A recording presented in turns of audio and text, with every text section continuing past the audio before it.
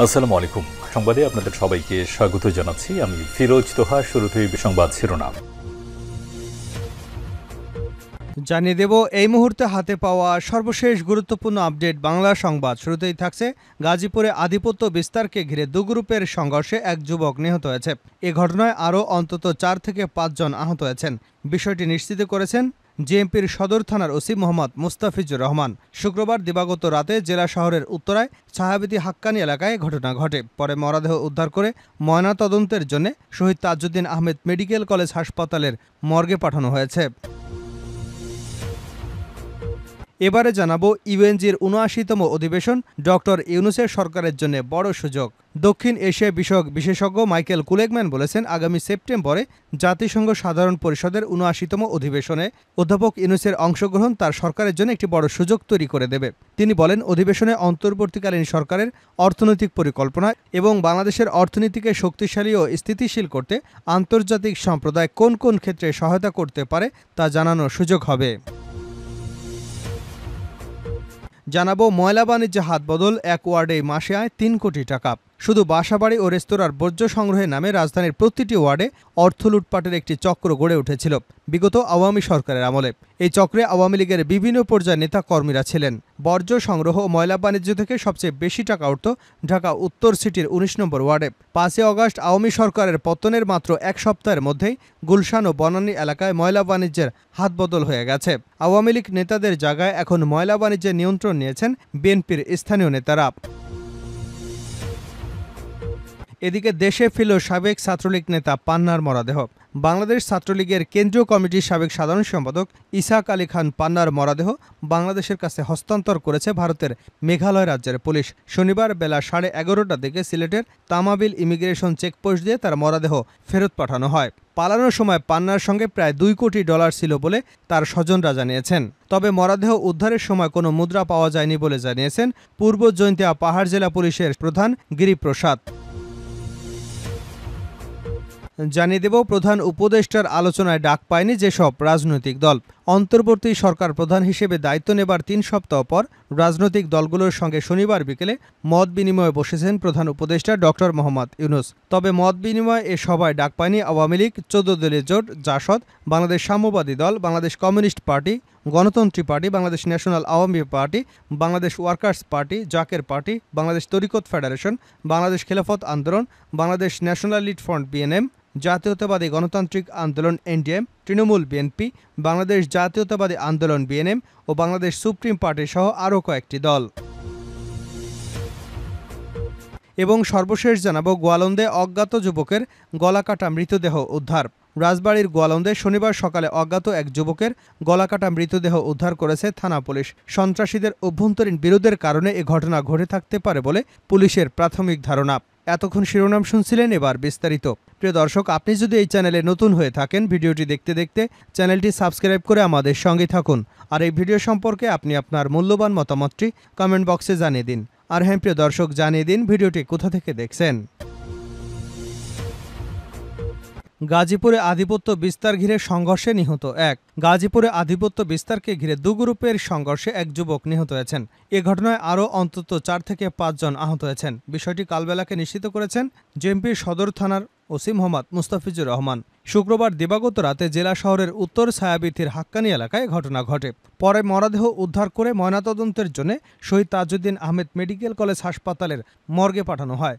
নিহত মোহাম্মদ ফাহিম সিটি কর্পোরেশনের শাহপাড়া এলাকার বাসিন্দা। পুলিশ ও স্থানীয় সূত্রে জানা গেছে, কয়েকদিন ধরে এলাকায় আধিপত্য বিস্তারকে কেন্দ্র করে সিটি কর্পোরেশনের সদর থানার 28 নং ওয়ার্ডের মহাপাড়া এলাকায় সৌরভ গ্রুপের সঙ্গে একই ওয়ার্ডের বরুদা এলাকার হিমিল এবং সাগর গ্রুপের সঙ্গে উত্তেজনা বিরাজ করছিল।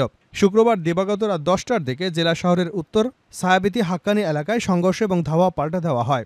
এ সময় প্রতিপক্ষের যুবকরা দেশীয় অস্ত্রশস্ত্র নিয়ে হামলা চালিয়ে সৌরভ গ্রুপের ফাহিমকে এলোপাথাড়ি কোপায়। পরে স্থানীয়রা আশঙ্কাজনক অবস্থায় তাকে উদ্ধার করে শহীদ তাজউদ্দিন আহমেদ মেডিকেল কলেজ হাসপাতালে নিয়ে গেলে চিকিৎসক মৃত ঘোষণা করেন। এ ঘটনায় এলাকায় উত্তেজনা বিরাজ করছে। উভয় পক্ষই স্থানীয় বিএনপি রাজনৈতিক সঙ্গে জড়িত বলে জানা গেছে। খবর পেয়ে পুলিশ ঘটনাস্থলে গিয়ে পরিস্থিতি নিয়ন্ত্রণে আনার চেষ্টা করছে। জেপির সদর থানার ওসি মোহাম্মদ মুস্তাফিজুর রহমান জানান, শুক্রবার রাতে দুপক্ষের সংঘর্ষে ফাহিম নামে এক যুবক নিহত হয়েছেন। আহত তিনি ব্যবসা করতেন বলে জেনেছি। বর্তমানে পরিস্থিতি স্বাভাবিক রয়েছে। ঘটনার বিষয়ে আইনগত ব্যবস্থা প্রক্রিয়াধীন রয়েছে। ইউএনজির ৭৯তম অধিবেশন ডক্টর ইউনূসের সরকারের জন্য বড় সুযোগ, কুলেগম্যান। দক্ষিণ এশিয়া বিষয়ক বিশেষজ্ঞ মাইকেল কুলেগম্যান বলেছেন, আগামী সেপ্টেম্বরে জাতিসংঘ সাধারণ পরিষদের ৭৯তম অধিবেশন অধ্যাপক ইউনূসের অংশগ্রহণ তার সরকারের জন্য একটি বড় সুযোগ করে দেবে।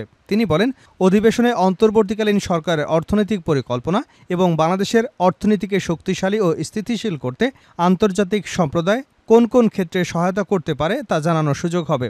ওয়াশিংটন ডিসির ওয়ালসন সেন্টারে সাউথ এশিয়া ইনস্টিটিউটের পরিচালক কুলেগম্যান রাইট টু ফ্রিডম আর2 আয়োজিত এক ওয়েবিনারে তিনি এসব কথা বলেন। কুলেগম্যান বলেন, তিনি যদি তা করেন তাহলে তিনি নিউ ইয়র্কের অন্তর্বর্তীকালীন সরকারের প্রধান উপদেষ্টার দায়িত্ব নেবার পর থেকে সবচেয়ে বড় বৈশ্বিক প্ল্যাটফর্মে বক্তব্য দেবেন। তিনি বলেন, অধ্যাপক ইউনূস বেশ কিছু কাজ করতে পারতেন, বেশ কিছু কথা তিনি বলতে পারতেন।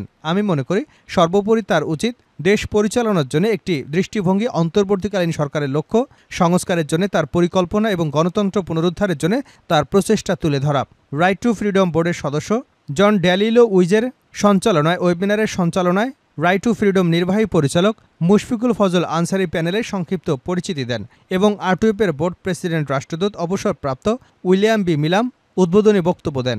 নোবেল বিজয়ী অধ্যাপক মোহাম্মদ ইউনূসের নেতৃত্বে বাংলাদেশের নতুন যাত্রার সমালোচনামূলক দিক নিয়ে ওয়েবিনারে বক্তব্য দেন সেন্টার ফর পলিসি ডায়ালগের নির্বাহী পরিচালক doctor Fahmida Khatun, citizen for good গভর্নেন্সের secretary doctor Badiul Alam Majumdar. Kugelman বলেন, তিনি মনে করেন জাতিসংঘ সাধারণ পরিষদের অধিবেশন বাংলাদেশের সবচেয়ে বড় মানবিক চ্যালেঞ্জ রোহিঙ্গা শরণার্থী ইস্যু নিয়ে আলোচনার সুযোগ দেবে ইউনূসকে। তিনি বলেন, আমি মনে করি রোহিঙ্গা শরণার্থীদের জন্য আন্তর্জাতিক সহায়তা বা আরও আন্তর্জাতিক সহায়তার জন্য একটি ক্ষেত্র তৈরি করা তার পক্ষে কার্যকর হবে, যা দুটি কারণে বিশেষভাবে গুরুত্বপূর্ণ হবে। এর একটি হলো মিয়ানমারের যুদ্ধ বড় আকারে তীব্রতর হচ্ছে এবং সাম্প্রতিক সপ্তাহগুলোতে বাংলাদেশে আসা রোহিঙ্গা শরণার্থীদের নতুন করে আসতে দেখা যাচ্ছে। দ্বিতীয়ত, গাজা ইউক্রেন যুদ্ধসহ অন্যান্য স্থানে যুদ্ধের কারণে দাতাদের দৃষ্টি অন্যত্র আকৃষ্ট করেছে। এই বিশেষজ্ঞ বলেন, আমি মনে করি রোহিঙ্গা সংকট, যা সাম্প্রতিক বছরগুলোতে আন্তর্জাতিক মনোযোগ এবং দাতাদের সমর্থনে উল্লেখযোগ্য মাত্রা পেয়েছে, তবে এখনও একটি ঝুঁকি রয়েছে যা এড়ানো যেতে পারে। তাই আমি মনে করি অধ্যাপক ইউনূসের জন্য এই চ্যালেঞ্জ মোকাবেলায় জাতিসংঘ সাধারণ পরিষদের সম্মেলন সত্যি একটি ভালো সুযোগ। ময়লা বাণিজ্য হাতবদল, এক ওয়ার্ডে মাসে আয় ৩ কোটি টাকা। শুধু বাসাবাড়ি ও রেস্তোরাঁর বর্জ্য সংগ্রহের নামে রাজধানীর প্রতিটি ওয়ার্ডে অর্থ লুটপাটের একটি চক্র গড়ে উঠেছিল বিগত আওয়ামী সরকারের আমলে। এ চক্রে আওয়ামী লীগের বিভিন্ন পর্যায়ের নেতাকর্মীরা ছিলেন। বর্জ্য সংগ্রহ বা ময়লা বাণিজ্য থেকে সবচেয়ে বেশি টাকা উঠত ঢাকা উত্তর সিটির ১৯ নম্বর ওয়ার্ডে। রাজধানীর অভিজাত এলাকা হিসেবে পরিচিত গুলশান ও বনানী নিয়ে এই ওয়ার্ড। ৫ই আগস্ট আওয়ামী লীগ সরকারের পতন হবার পর মাত্র এক সপ্তাহের মধ্যে গুলশান ও বনানী এলাকায় ময়লা বাণিজ্যের হাত বদল হয়েছে। আওয়ামী লীগের নেতাদের জায়গায় এখন ময়লা বাণিজ্যের নিয়ন্ত্রণ নিয়েছেন বিএনপির স্থানীয় নেতারা। আগে সেখানে ওয়ার্ডে ময়লা সংগ্রহের কাজ করা ৩৮টি প্রতিষ্ঠানের ৩১টিরই মালিক ছিলেন আওয়ামী লীগ এবং এর অঙ্গ ও সহযোগী সংগঠনের বিভিন্ন সংগঠনের পদধারী নেতারা। পরিবর্তিত পরিস্থিতিতে তারা আত্মগোপনে আছেন। গুলশান বনানীর ময়লা বাণিজ্য নিয়ন্ত্রণ করে মাসে তারা তুলতেন অন্তত ৩ কোটি টাকা। সরজমিনে পর্যবেক্ষণ এবং উত্তর সিটি কর্পোরেশনের বর্জ্য বিভাগের কর্মকর্তাদের দেওয়া তথ্য অনুযায়ী গুলশান বনানীর ময়লা বাণিজ্যের মূল নিয়ন্ত্রণ নিয়েছেন ঢাকা মহানগর উত্তর বিএনপির সাবেক জ্যেষ্ঠ আহ্বায়ক আব্দুল আলিম নকিব। তিনি অবিভক্ত ঢাকা সিটি কর্পোরেশনের ওয়ার্ড কমিশনার কাউন্সিলর ছিলেন। তার অধীনে বনানীতে ময়লা সংগ্রহের কাজের দায়িত্ব দেওয়া হয়েছে ১৯ নম্বর ওয়ার্ড বিএনপির সভাপতি আব্দুল মোমিনকে, যার সঙ্গে আছেন বনানী থানা যুবদলের আহ্বায়ক শাহজাহান সরকার। অন্যদিকে গুলশান ১ ও ২ নম্বরের দায়িত্ব দেওয়া হয়েছে যুবদলের স্থানীয় নেতা হিসেবে পরিচিত মোহাম্মদ আনোয়ার ওরফে দাদা আনোয়ারকে। তার সঙ্গে আছেন গুলশান থানা যুবদলের জ্যেষ্ঠ যুগ্ম আহ্বায়ক আব্দুল জলিল। আবার জলিলের সঙ্গে কাজ করছেন যুবদলের রাজনীতির সঙ্গে যুক্ত মোহাম্মদ স্বপন ও লিটন। দেশে ফিরল সাবেক ছাত্রলীগ নেতা পান্নার মরদেহ। বাংলাদেশ ছাত্রলীগের কেন্দ্রীয় কমিটির সাবেক সাধারণ সম্পাদক ইসাক আলী খান পান্নার মরদেহ বাংলাদেশের কাছে হস্তান্তর করেছে ভারতের মেঘালয় রাজ্যের পুলিশ। শনিবার বেলা 11:30টার দিকে সিলেটের তামাবিল ইমিগ্রেশন চেকপোস্ট দিয়ে তার মরদেহ ফেরত পাঠানো হয়। সিলেট জেলা পুলিশের মিডিয়া কর্মকর্তা সম্রাট তালুকদার এ তথ্য নিশ্চিত করেছেন। তিনি জানান, পান্নার মরদেহ নিয়ে তার স্বজনরা পিরোজপুরের গ্রামের বাড়ির পথে রওনা দিয়েছেন। এর আগে স্বজনদের আবেদনের পরিপ্রেক্ষিতে পান্নার মরদেহ বাংলাদেশে পাঠাতে ভারত সরকারকে অনুরোধ করে পররাষ্ট্র মন্ত্রণালয়। আওয়ামী লীগ সরকারের পতনের পর গত ২৪ আগস্ট রাতে কানাইঘাটে ডোনা সীমান্ত দিয়ে ভারতে পালানোর সময় প্রাণ হারান পান্না। ২৬ আগস্ট ভারতের অভ্যন্তরে অর্ধগলিত মরদেহ উদ্ধার করে উমকিয়াং থানা পুলিশ। তবে কিভাবে তার মৃত্যু হয়েছে তা নিশ্চিত হওয়া যায়নি। পুলিশের বরাতে এনডিটিভির প্রতিবেদনে বলা হয়েছে, ওই মরদেহের সঙ্গে পাওয়া পাসপোর্ট থেকে পান্নার পরিচয় শনাক্ত করা হয়। ময়নাতদন্তের প্রতিবেদনে মৃত্যুর কারণ হিসেবে শ্বাসরোধের হত্যার কথা বলা হয়েছে। শরীরে একাধিক আঘাতের চিহ্ন রয়েছে।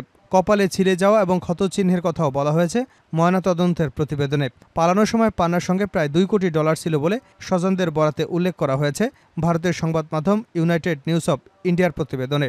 সংবাদ মাধ্যমটি জানিয়েছে, পান্নার কাছে প্রায় $2 কোটি ছিল বলে তার স্বজনরা দাবি করছেন।